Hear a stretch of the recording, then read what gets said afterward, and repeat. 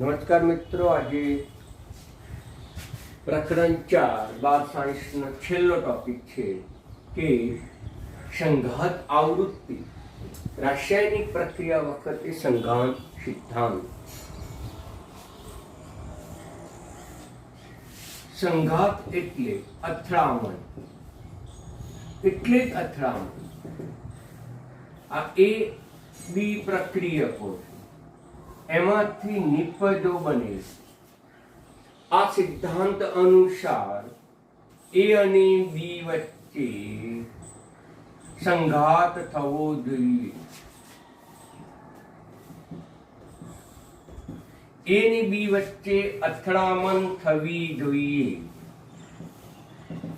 તો જ રાસાયણિક પ્રક્રિયામાં રૂપાંતર પામે. આમ બે પદાર્થો વચ્ચે અથડામણ થવી જોઈએ અને શરૂઆતમાં બંને પદાર્થો એકબીજાથી દૂર હશે, તેથી નજીક આવવા માટે તેમની ગતિ ઉર્જા વધે છે. પરંતુ જ્યારે તેઓ એકબીજા સાથે અથડાય છે ત્યારે એક પરમાણુનું કેન્દ્ર બીજા પરમાણુના ઇલેક્ટ્રોન પર, અણુ કેન્દ્ર પણ આના ઇલેક્ટ્રોન પર આકર્ષણ કરે છે. આ ઉપરાંત ઇલેક્ટ્રોન વચ્ચે પણ અપાકર્ષણ થાય છે.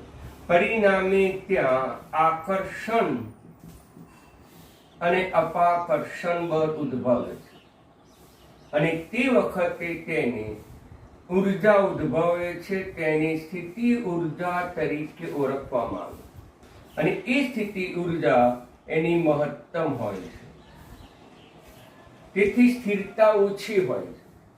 તેથી આ જે રચના છે એને સક્રિયકૃત સંકીર્ણ તરીકે ઓળખીએ, જે મેં ગઈકાલે ચર્ચા કરી. આમ અથડામણ થવી જોઈએ અને અથડામણ થાય તો જ પછી નિપજમાં રૂપાંતર પામે.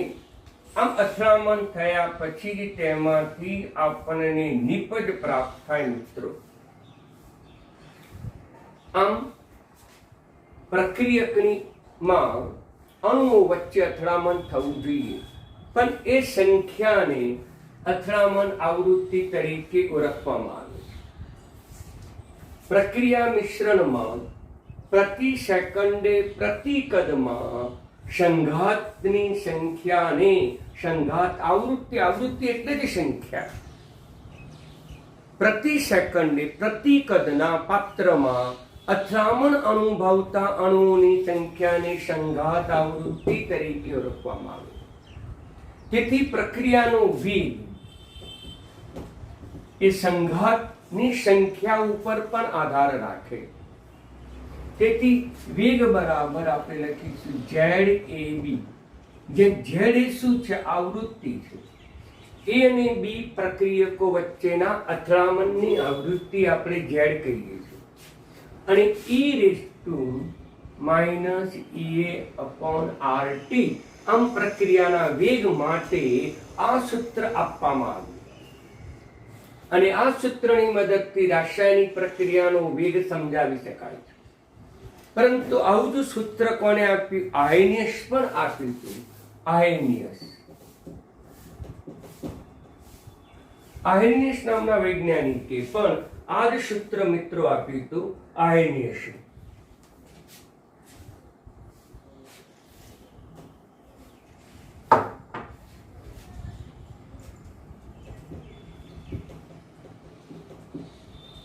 એને પણ વેગનું સૂત્ર આપ્યું હતું કે વેગ અથવા તો વેગ અચળાંક કે બરાબર A-EA/RT.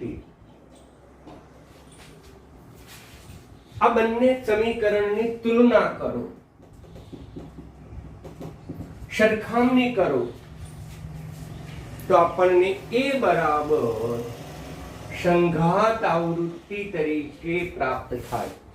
આમ આર્હેનિયસ અચળાંક પૂર્વ ઘાતાંકી અચળાંકનું મૂલ્ય સંઘાત આવૃત્તિ જેટલું આપણને જોવા મળે છે. આમ પહેલી શરત કે સંઘાત કે અથડામણ થવી જોઈએ. પરંતુ ત્યાર પછીના સંશોધને સાબિત કર્યું કે પ્રક્રિયકોમાંથી નિપજો ત્યારે જ બને કે યોગ્ય દિશામાં સંઘાત થવો જોઈએ. આ પહેલી શરત. સંઘાત એટલે અથડામણ. એ અને બી વચ્ચે સંઘાત અથડામણ થવો જોઈએ. પાછી કે છે કે યોગ્ય દિશામાં સંઘાત થવો જોઈએ.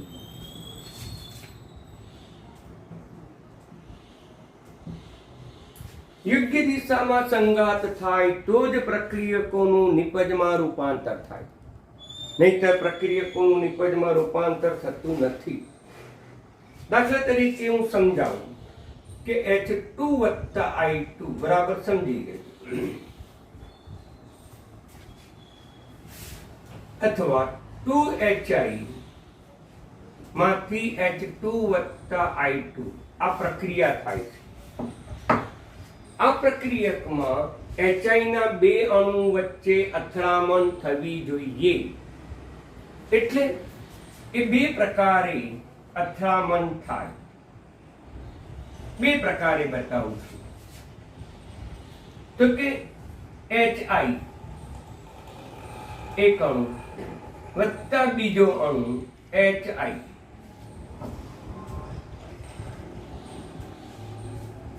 એક આ પ્રકારે પણ અથડામણ થાય. આ પ્રકારે અથડામણ થાય. બીજો પ્રકાર લઈએ કે HI નો એક અણુ આ રીતે ગોઠવાયેલો હોય છે, અથડામણ અનુભવતો બીજો અણુ આ રીતે ગોઠવાયેલો હોય છે. અહીંયા પણ સંઘાત થાય. અહીંયા સંઘાત થવાથી આ જૂના બંધો તૂટે છે, નવા બંધો બને છે.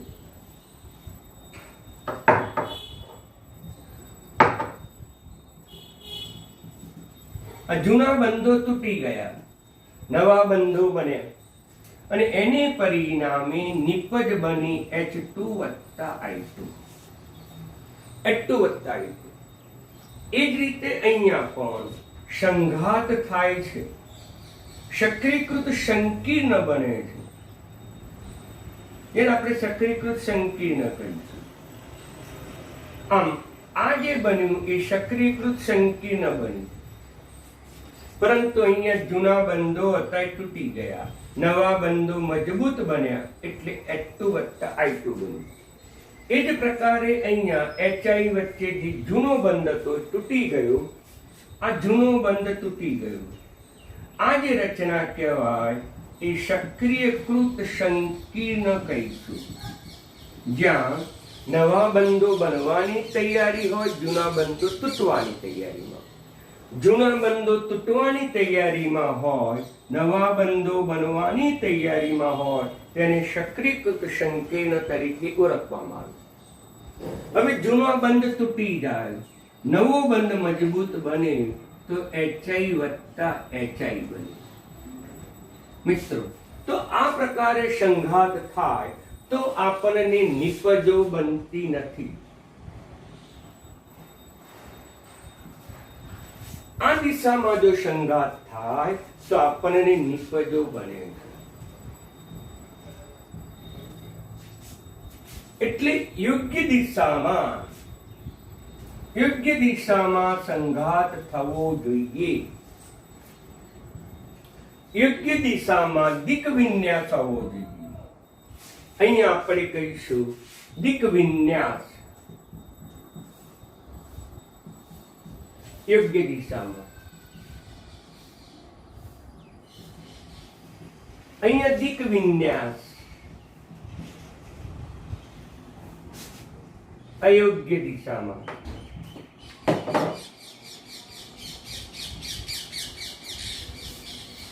અહીંયા દિક વિન્યાસ યોગ્ય દિશામાં હતો, તેથી પ્રક્રિયકોનું નિપજમાં રૂપાંતર થયું. અહીંયા અથડામણ થઈ, પણ અથડામણ યોગ્ય દિશામાં. દિક વિન્યાસ. વિન્યાસ એટલે ગોઠવણી. મિત્રો, મેં તમને ઓર્ગેનિકમાં પણ સમજાવ્યું હતું કે વિન્યાસનો અર્થ થાય ગોઠવણી. અહીંયા યોગ્ય દિશામાં ગોઠવણી હતી. યોગ્ય દિશામાં સંઘાત હતો અને એને પરિણામે H2 ને I2 નિપજ આપણને પ્રાપ્ત થઈ. જ્યારે અહીંયા અથડામણ થયું, સંઘાત પણ થયો, પણ યોગ્ય દિશામાં સંઘાત નહોતો. તેથી પ્રક્રિયકોના સંઘાત પછી આપણને નિપજો મળતી નથી. માટે દિક વિન્યાસ અયોગ્ય તરીકે આપણે ઓળખીશું. આ યોગ્ય દિક વિન્યાસ, આ અયોગ્ય દિક વિન્યાસ. તેને પરિણામે સંઘાત, તમામ સંઘાતો નિપજમાં રૂપાંતર પામતી નથી. જે સંઘાતો દિક વિન્યાસ યોગ્ય હોય તેટલા જ સંઘાતો નિપજમાં રૂપાંતર પામે છે. જે અથડામણ કે સંઘાત યોગ્ય દિક વિન્યાસમાં ન હોય તો તે નિપજમાં રૂપાંતર પામતી નથી.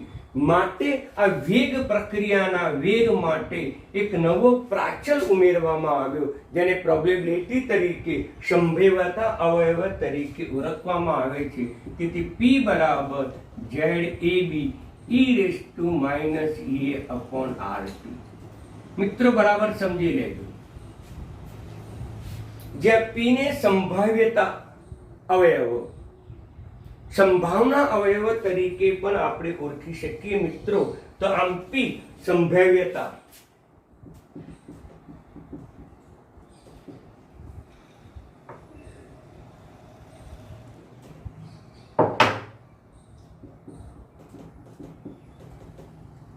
અવયવ તરીકે ઓળખીશું. Z એ આવૃત્તિ સંખ્યા તરીકે ઓળખીશું. આમ P એ સંભાવ્યતા અવયવો, એટલે P ની કિંમત દિક વિન્યાસ અનુભવતા અણુઓની સંખ્યા લખીશું. આ સંખ્યા એની અંદર આવે નહીં ત્યારે જ આપણને રાસાયણિક પ્રક્રિયાનો સાચો વેગ આપણને પ્રાપ્ત થાય છે. ઓકે મિત્રો, તો પછી રાસાયણિક પ્રક્રિયાનો સંઘાત સિદ્ધાંત બરાબર સમજી લો.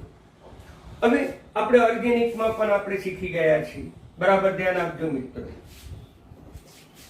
SN2 પ્રક્રિયામાં આપણે SN2 પ્રક્રિયા આપણે સમજીએ.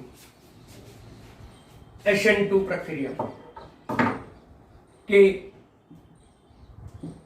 બ્રોમોમિથેન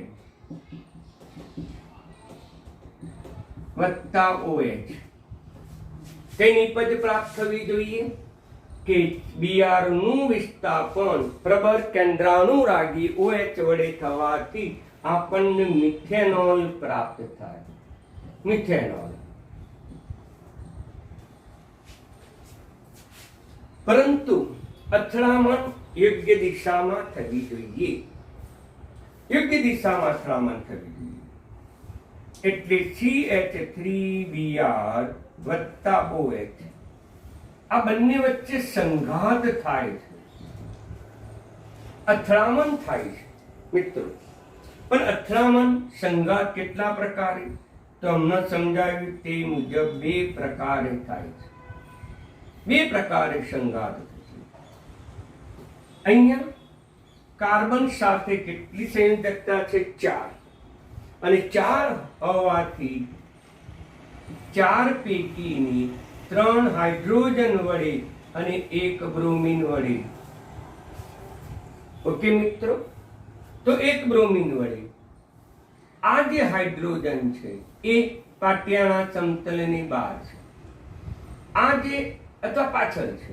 આ જે હાઇડ્રોજન છે એ પાટિયાની સમતલની પાછળ છે. આ હાઇડ્રોજન અને Br એ પાટિયાના સમતલમાં.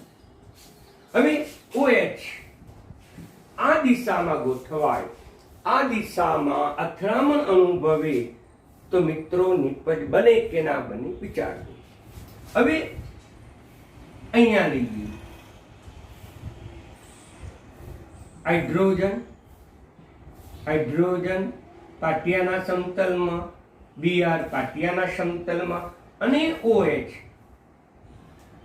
આ દિશાએથી અથડાય મિત્રો.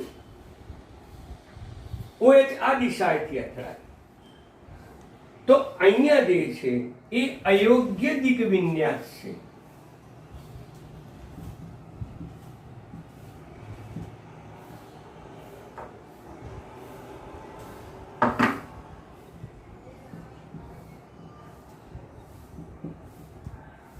જેને બીજી પરિભાષામાં કહીશું અયોગ્ય અથડામણ. અને એને પરિણામે નિપજ ન બને. અને આવા અથડામણની સંખ્યાને પી ન કહેવાય. હવે જે અથડામણ થાય અહીંયા યોગ્ય દિશામાં યોગ્ય વિન્યાસ કરીશું. બીજી પરિભાષામાં યોગ્ય દિશામાં અથડામણ.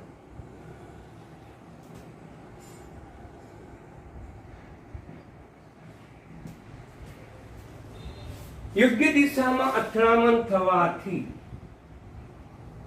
આ જે કાર્બનના 3 જે છે પાટિયાના સમતલમાં થશે. આ Br સમૂહ દૂર થશે અને જ્યારે અહીંયા OH સમૂહ દાખલ થવાની તૈયારી કરશે. આ હાઇડ્રોજન એ પાટિયાના સમતલમાં છે. આ જે ગોઠવણી થઈ એને કહેવાય સક્રિયકૃત સંકીર્ણ. જ્યાં આ જૂના બંધો તૂટવાની તૈયારીમાં છે, આ નવા બંધો બનવાની તૈયારીમાં છે.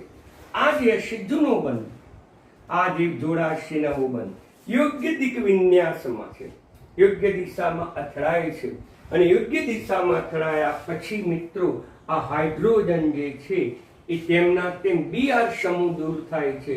અને Br સમૂહ દૂર થવાથી તેને સ્થાને આપણને ખબર છે કોણ જોડાઈ જશે, તો તે OH જોડાઈ જશે અને પરિણામે આપણને મિથેનોલ નિપજ પ્રાપ્ત થશે.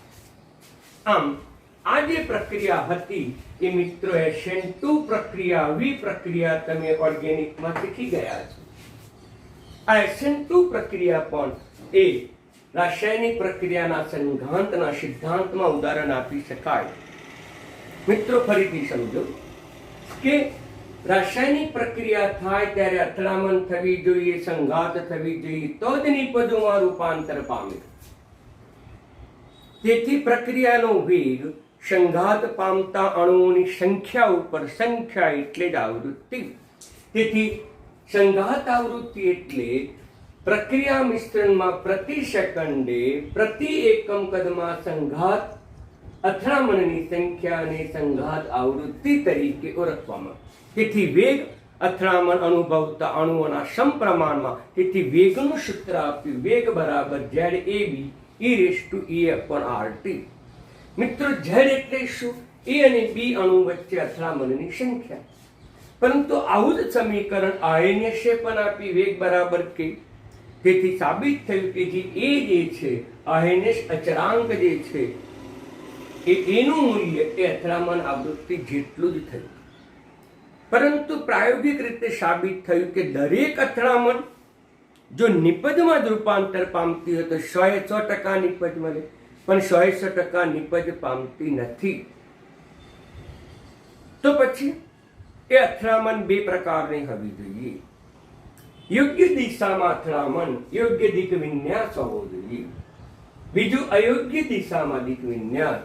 એટલે એવા જ અણુઓ સંઘાત પામે છે જે યોગ્ય દિશામાં અથડામણ અનુભવે, યોગ્ય દિશામાં સંઘાત અનુભવે, તે જ નિપજમાં રૂપાંતર પામે. તેથી યોગ્ય દિશામાં સંઘાત થવો જોઈએ. અહીંયા આપણે SN2 પ્રક્રિયા બ્રોમોમિથેનમાંથી મિથેનોલ. તો પછી અથડામણ બે પ્રકારની થઈ. અહીંયા જે દિશાએથી Br સમૂહ દૂર થાય છે એ જ દિશાએથી OH સમૂહ દાખલ થાય છે.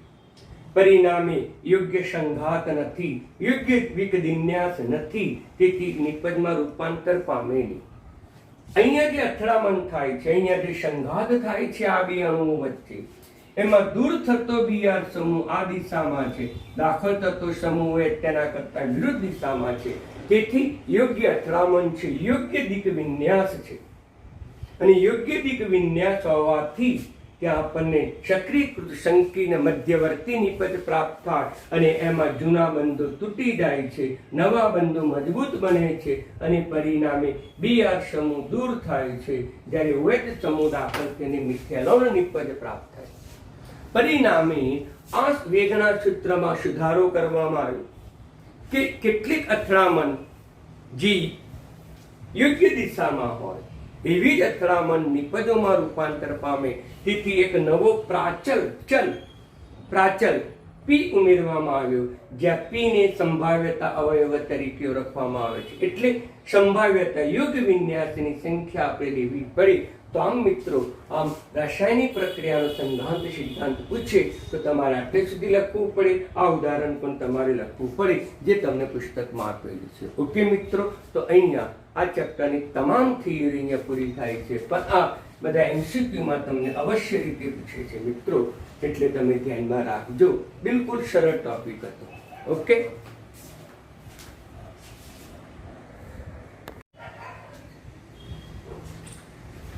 મિત્રો આ બે એમસીક્યુ બહુ અગત્યના છે, જે વારંવાર પરીક્ષામાં પૂછાય છે. તમારી સમજીતી ઉપર આ છે કે અનઉદ્દીપિત એટલે કે ઉદ્દીપક વગર થતી પ્રક્રિયા માટે પુરોગામી પ્રતિગામી પ્રક્રિયાની સક્રિયકરણ ઉર્જા એ અને એ આપેલી છે. હવે ઉદ્દીપકની હાજરીમાં પ્રક્રિયા થાય તો પુરોગામી પ્રક્રિયા અને પ્રતિગામી પ્રક્રિયાની સક્રિયકરણ ઉર્જા બી અને બી આપી છે. તો ઉષ્મા શોષક પ્રક્રિયા માટે કયો વિકલ્પ સાચો? તો મિત્રો, ગઈકાલે મેં તમને ઉદ્દીપકની હાજરીમાં થતી પ્રક્રિયા સમજાવી હતી. આ જે હતી સ્થિતિ ઉર્જા,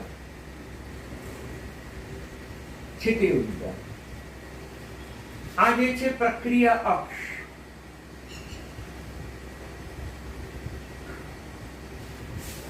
સ્થિતિ ઉર્જા અહીંયા લઈશું શૂન્ય, આ પ્લસ લઈશું, આ માઇનસ લઈશું.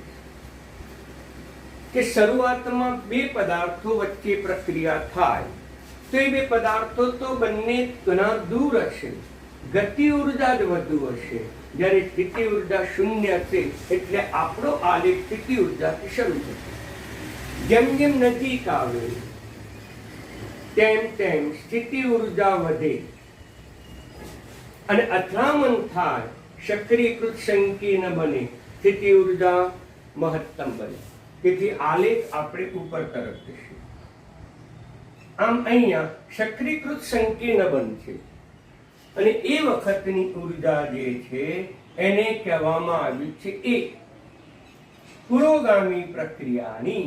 પુરોગામી હવે એમાંથી નિપજો બનશે, પણ કઈ પ્રક્રિયા કીધી છે? ઉષ્મા શોષક. તેથી નિપજોની સક્રિયકરણ ઉર્જા એ પ્રક્રિયકો કરતા થોડી ઊંચી હશે. એટલે આપણે આલેખ આટલે સુધી જ દોરવો પડે. આ જે બનશે એ પ્રક્રિયક હશે, રિએજન્ટ, અને આ જે છે એ નિપજ હશે, પ્રોડક્ટ. એટલે આર જે છે પ્રક્રિયકો છે, પી એ નિપજ છે. આ પ્રતિગામી પ્રક્રિયાની સક્રિયકરણ ઉર્જા ઈ' કીધી છે. આ જે તફાવત છે એ તફાવતને આપણે ડેલ્ટા એચ કહીએ છીએ. એટલે આ જે પ્રક્રિયા છે એ ઉદ્દીપકની ગેરહાજરીમાં પ્રક્રિયા બતાવે છે, જેને અનુદ્દીપિત પ્રક્રિયા તરીકે ઓળખવામાં આવે છે. અનુદ્દીપિત, એને અનુદ્દીપિત પ્રક્રિયા તરીકે ઓળખીશું મિત્રો.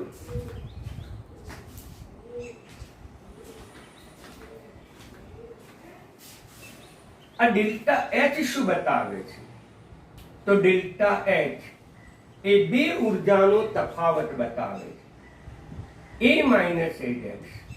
અને અહીંયા આપણને ખબર છે એ ગ્રેટર ધેન એ ડેક્સ, એટલે આનું જે મૂલ્ય આવશે પ્લસ આવશે, માટે આ પ્રક્રિયા થશે ઉષ્મા શોષક. ગઈકાલે મેં તમને સમજાવ્યું હતું. જો આલેખ નીચો આવે તો ઉષ્મા ક્ષેપક, અને ઉષ્મા શોષક છે એટલે આલેખ આ પ્રમાણે આવશે. હવે આગળ ઉદ્દીપકની હાજરીમાં સક્રિયકરણ ઉર્જા ઘટે. આ સક્રિયકરણ ઉર્જા ઘટે ઉદ્દીપકની હાજરીમાં. એટલે હવે આરમાંથી જે પી પ્રક્રિયા બને છે એ આ જે તૂટક લાઈન થી બતાવી એ ઉદ્દીપકની હાજરીમાં.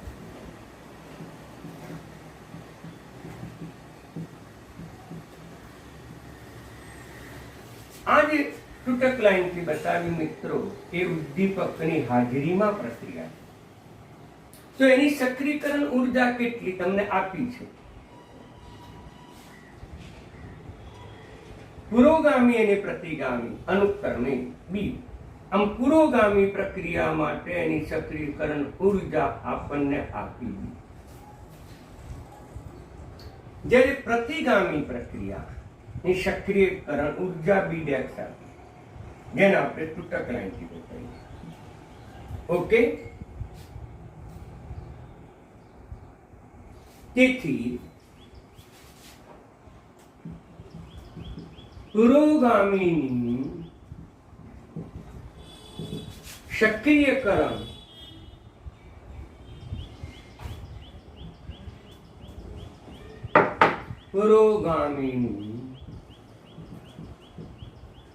સક્રિયકરણ ઉર્જામાં ઘટાડો થાય. કેટલો ઘટાડો થયો મિત્રો? તો આપણે કહી શકીએ a માઇનસ એડેક્સ, સોરી a માઇનસ બી જેટલો થયો. આ એ હતી, એમાંથી સક્રિયકરણ ઉર્જા ઘટી ગઈ એટલે a માઇનસ બી. એ જ રીતે પ્રતિગામી પ્રક્રિયા લઈ. હવે પ્રતિગામી પ્રક્રિયા, એ પ્રતિગામી પ્રક્રિયાની સક્રિયકરણ ઉર્જામાં ઘટાડો પહેલા કેટલી હતી? a' જેટલી હતી. હવે ઘટીને કેટલી થઈ ગઈ? b'. આમ ઉદ્દીપકનું કાર્ય સક્રિયકરણ ઉર્જા ઘટાડવાનું છે. સક્રિયકરણ ઉર્જા ઘટાડવાનું છે. હવે ડેલ્ટા H કેટલો થશે? તો પુરોગામી પ્રક્રિયાની સક્રિયકરણ ઉર્જા પહેલા a હતી, તો હવે કેટલી થઈ ગઈ ઉદ્દીપકની હાજરીમાં? તો તે a માઇનસ બી. હવે પ્રતિગામી પ્રક્રિયાની સક્રિયકરણ ઉર્જા કેટલી થઈ ગઈ? તો કે a' માઇનસ b'. અને આ રીતે પણ લખાય મિત્રો કે ડેલ્ટા H બરાબર Ea minus A' is greater than 0. ઉષ્મા શોષક પ્રક્રિયા માટે આવું લખી શકાય. ઉદ્દીપકની ગેરહાજરીમાં તો Ea બરાબર A હતું, A' બરાબર A'. હવે ઉદ્દીપકની હાજરીમાં સક્રિયકરણ ઉર્જા ઘટી એટલે સક્રિયકરણ ઉર્જા તરીકે હવે E આવી. અને પ્રતિગામી પ્રક્રિયાની સક્રિયકરણ ઉર્જા હવે કેટલી આવી? તો E'. આ જે મૂલ્ય એ ઉદ્દીપકની ગેરહાજરીમાં, આ જે મૂલ્ય એ ઉદ્દીપકની હાજરીમાં સક્રિયકરણ ઉર્જા ઘટી ગઈ. તો હવે આમાં તમે જો કિંમત મૂકો તો આ જ કિંમત આવે મિત્રો. E બરાબર કેટલા આવે? A minus B. E' બરાબર કેટલા આવે? A' minus B'. એ રીતે પણ તમે સમજી શકો. ટૂંકમાં બે ઉર્જા, એક પુરોગામી પ્રક્રિયાની સક્રિયકરણ ઉર્જા, બીજી પ્રતિગામી પ્રક્રિયાની સક્રિયકરણ ઉર્જા, બંનેના તફાવતે જેટલી ઉર્જાનું શોષણ થાય એટલે આપણે ઉષ્મા શોષક પ્રક્રિયા. આ ઉદ્દીપકની ગેરહાજરીમાં. જ્યારે આ ઉદ્દીપકની હાજરીમાં થાય ત્યારે એટલે ઉષ્મા શોષક પ્રક્રિયા છે મિત્રો, એટલે પ્લસ મૂલ્ય આવશે, ગ્રેટર ધેન 0 આવશે. અને તેથી a minus B greater than a' minus b' થશે મિત્રો. બરાબર સમજી લો. એટલે આપણો જવાબ કયો આવશે? બી આવશે. આ મૂલ્ય ધન થશે. ઓકે, જો તમને ઉષ્મા શોષકની જગ્યાએ ક્ષેપક આપે તો શું થશે? તો ક્ષેપકમાં આપણને ઉલટો જવાબ મળશે. ક્ષેપક લઈએ તો પહેલું તો ચિત્ર બદલાઈ જાય, ચિત્ર નીચે આવી જાય. તો ડેલ્ટા H બરાબર Ea minus A' less than 0. તેથી Ea માઇનસ A', Ea બરાબર શોધ્યું E minus B, A' minus B'. જો તમને ક્ષેપક પૂછે તો મિત્રો કયો જવાબ આવશે? તો તે વખતે જવાબ આન્સર સી આવશે. આમ તમે સરળતાથી સમજી શકો એ વસ્તુ છે. ઓકે, તો અગત્યનો હતો, બરાબર તમે ધ્યાનમાં રાખો. પણ ક્ષેપક હોય તો આપણે આલેખ થોડું નીચે લંબાવવાનું. ઓકે મિત્રો, એટલે બરાબર સમજી લેજો. હવે આપણે બીજો દાખલો લઈએ. રેડિયો સક્રિય તત્વનું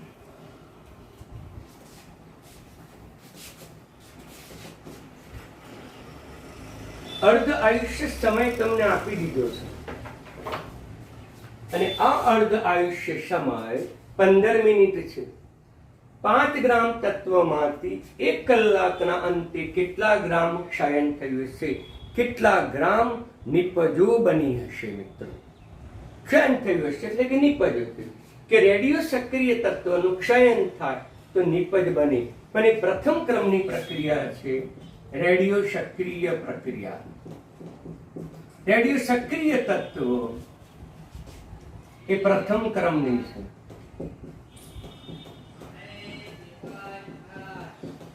પ્રથમ ક્રમની પ્રક્રિયા છે અને એનું ક્ષયન થઈને અંતિમ નિપજ મળે. સતત વિઘટન થયા કરે, સતત ક્ષયન થયા કરે. ક્ષયન, જેની બીજી પરિભાષામાં વિઘટન પણ કહેવામાં આવે. અને વિઘટન થવાથી આપણને નિપજ પ્રાપ્ત થાય અને એમાંથી પાછા વિકિરણો છૂટા પડે, આલ્ફા, બીટા, ગેમા, ગમે તે. આમ નિપજ પ્રાપ્ત થાય, વિકિરણો છૂટા પડે. આ રેડિયો એક્ટિવિટી પ્રક્રિયાની ક્રિયાવિધિ છે. મેં ટૂંકમાં સમજાય. કોઈ પણ રેડિયો એક્ટિવિટી તત્વ છે એમાંથી વિકિરણો સતત છૂટા પડે એને ક્ષયન કહેવાય. વિઘટન સાદી ભાષામાં કહેવાય. નિપજો પણ બને વિકિરણ. હવે શરૂઆતમાં આપણે લઈશું R0. કેટલા ગ્રામ છે? તો કે 5 ગ્રામ. 1 કલાક પછી આમાંથી કેટલું ક્ષયન થયું, કેટલી નિપજો બની હશે એટલું ક્ષયન થયું. તો મિત્રો ધ્યાન આપો. તો પછી ગઈકાલે મેં અથવા તો એના માટેનું મેં સૂત્ર લખાયું હતું. કુલ સમય T બરાબર n into T⁻². આમ કુલ સમયને આધારે કેટલા પ્રયત્ન થયા આ પ્રક્રિયા, એ આપણે પ્રયત્ન શોધી શકીએ અને એ પ્રયત્નને આધારે આપણે બાકી રહેતી સાંદ્રતા શોધી શકીએ. બાકી રહેતી સાંદ્રતા R0 મેં આવા સિમ્પલ સૂત્ર દ્વારા પણ મેં કેટલાક પ્રશ્નો તમને અગાઉ ચલાવેલા હતા મિત્રો, એટલે તમે બરાબર ધ્યાનમાં રાખજો. હવે બાકી રહેતી સાંદ્રતા પણ આવી. તો હવે પહેલા n શોધીશું. n બરાબર કેપિટલ T⁻². મિત્રો, કુલ સમય કેટલો કીધો છે? તો કે 1 કલાક કીધો છે. અહીંયા સમય મિનિટમાં આપ્યો છે. અર્ધ આયુષ્ય સમય મિનિટમાં છે, જ્યારે આ કલાકમાં છે, માટે એને આપણે મિનિટમાં ફેરવવું પડે. અર્ધ આયુષ્ય સમય 15 છે એટલે 4. ઓકે. હવે આપણે બાકી રહેતી સાંદ્રતા આપણે લખીશું.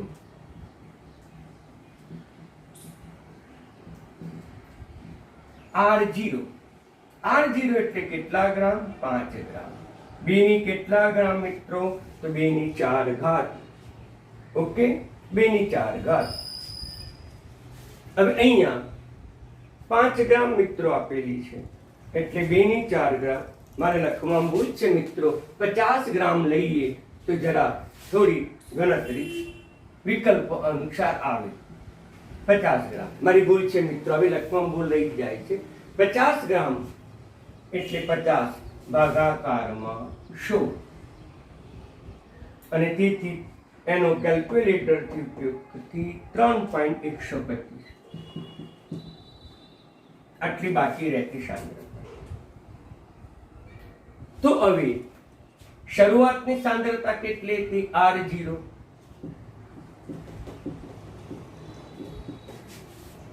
નિપજો બની. શરૂઆતની સાંદ્રતા મિત્રો તમને આપી હતી 50 ગ્રામ. હવે 1 કલાક પછી એની સાંદ્રતા થઈ ગઈ 3.125 મિત્રો. 3.125 થઈ. તો પછી નિપજો કેટલી બની હશે? કેટલા ગ્રામ ક્ષયન થયું હશે? તો નિપજ બની હોય એટલું ક્ષયન થયું હશે. નિપજ બની હોય એટલું રૂપાંતર થયું હશે. તેથી ક્ષયન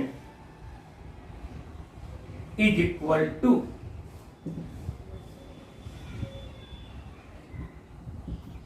વપરાતા અથવા તો નિપજોની પ્રક્રિયકોની સાંદ્રતામાં ઘટાડો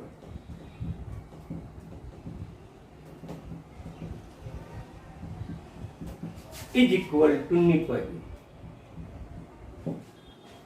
આમ પ્રક્રિયકોની સાંદ્રતામાં જેટલો ઘટાડો થાય એટલી નિપજ બની. આમ ક્ષયન કેટલું થયું, કેટલી નિપજો બની, કેટલી સાંદ્રતામાં ઘટાડો થયો, બધા એકના એક શબ્દ છે. એટલે મિત્રો આપણે R0 માંથી આપણે RT જેટલી બાકી રહી એટલી બાદ કરી. સિમ્પલ છે. આપણી ડીશમાં 10 પાણીપુરી હોય, હવે રહી કેટલી પાણીપુરી? તો 3. તો કેટલી પાણીપુરીનું ક્ષયન થયું હશે? તો 10 હતી, 3 બાકી રહી, એટલે 7 પાણીપુરીનું ક્ષયન થઈ ગયું છે. 7 પાણીપુરી ખવાઈ ગઈ. એના જેવો દાખલો છે. પહેલા 50 હતો, પછી 3.125 થઈ ગયું. આમાંથી તમે બાદ કરો એટલે મિત્રો 46.875 જવાબ આવશે. એટલે આપણો આન્સર આવશે બી. એટલે મિત્રો દાખલો બહુ જ અગત્યનો હતો. આપણે ટૂંકી પદ્ધતિથી સરળતાથી દાખલો ગણી ગયો.